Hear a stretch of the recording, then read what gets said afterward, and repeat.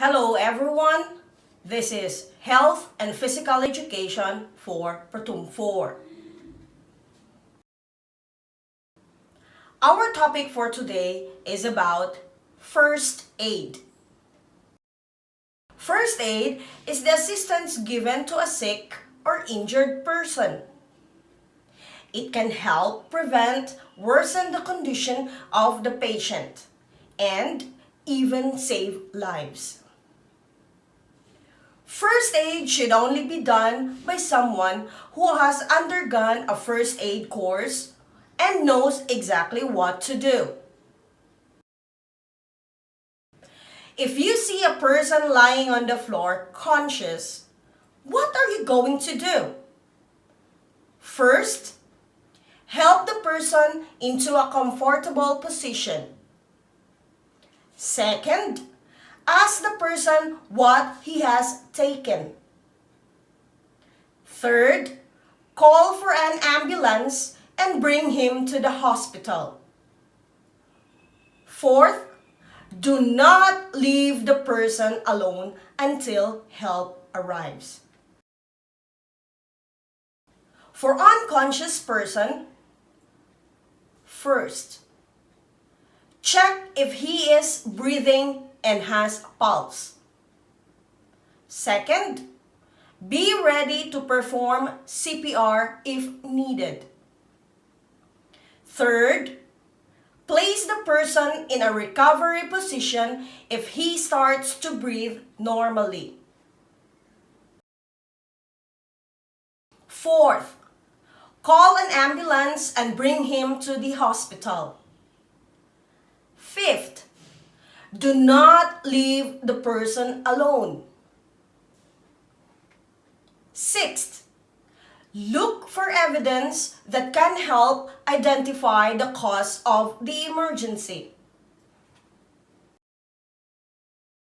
CPR. CPR stands for cardiopulmonary resuscitation.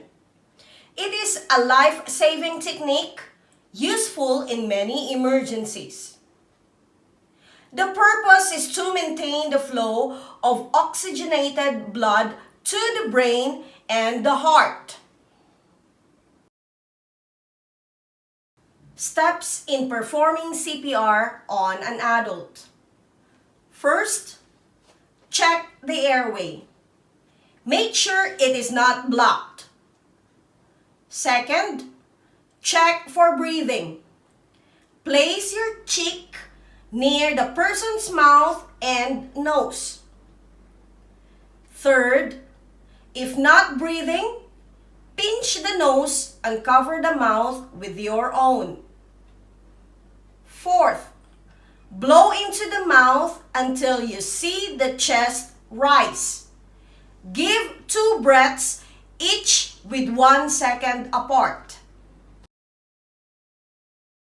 Fifth, place the heel of your hand in the center of the chest. Sixth, place the other hand on top and interlock your fingers. Seventh, position your body directly over your hand. Eighth, keep your hands straight and fingers off the chest. Ninth, push down on the chest by 4 to 5 centimeters and then release the pressure. And lastly, repeat the steps 3 to 9 until the person breathes normally or emergency help arrives. Chemical exposure. Chemicals may cause damage. We are exposed to chemicals when they come in contact with our skin, our eyes, by ingestion, or by inhalation. Signs and symptoms: abdominal pain, breathing difficulty, convulsions, dizziness, headache, swelling, nausea, and many more. Treatment: If chemical gets in contact with the skin, rinse the affected area with running water for 15 minutes. Gently remove contaminated clothing, shoes, and jewelry. Cover the affected area loosely with sterile, unmedicated dressing and bandage. Then, send the patient to the hospital immediately.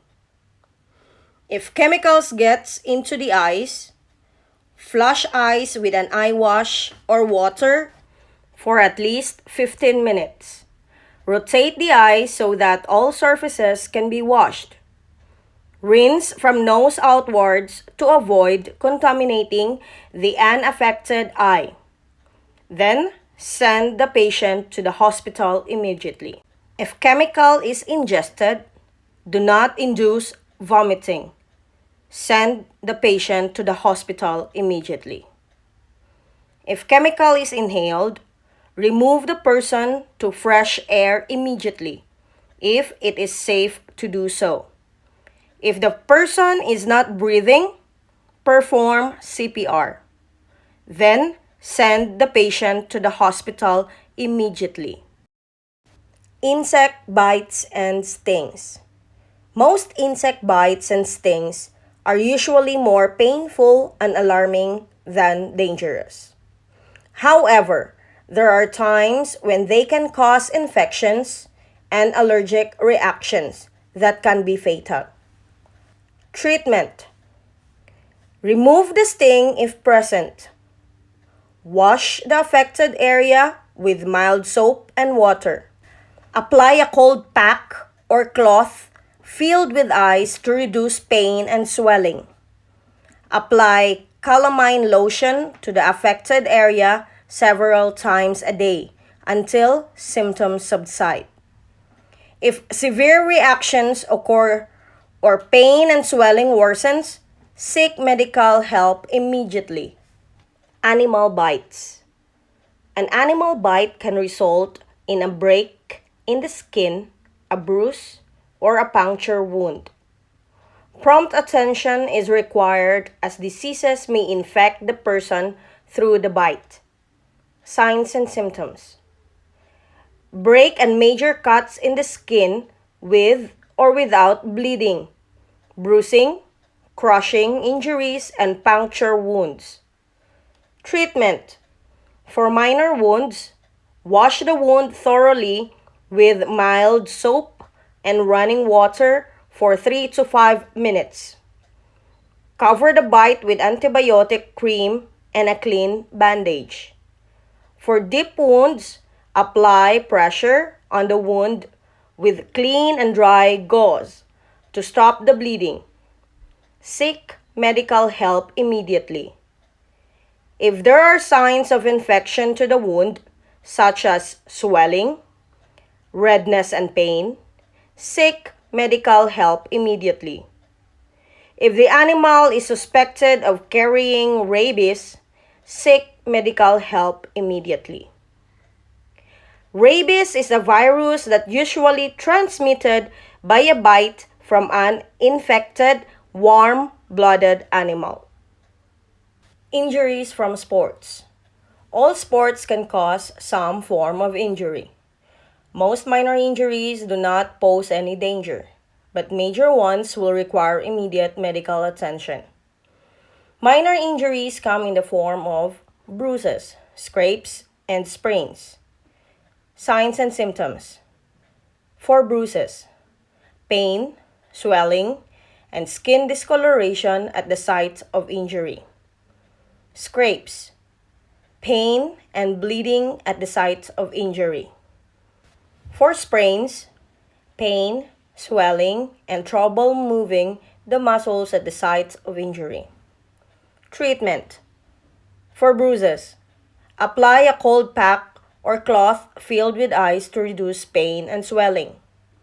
Rest bruised part by not overworking the muscles in that area. For scrapes, wash the wound thoroughly with mild soap and water. Apply pressure on the wound with clean, dry gauze to stop the bleeding. Apply antibiotic cream on wound. Cover the wound with a clean bandage that will not stick to the wound. For sprains, apply a cold pack or cloth filled with ice to reduce pain and swelling. Wrap an elastic bandage around the injured area. Rest the affected part for several days until pain subsides. Keep the injured area above the level of the heart to slow the flow of blood to the injured area. That's it for today, kids. Keep safe, everyone. I will see you again next time. Bye!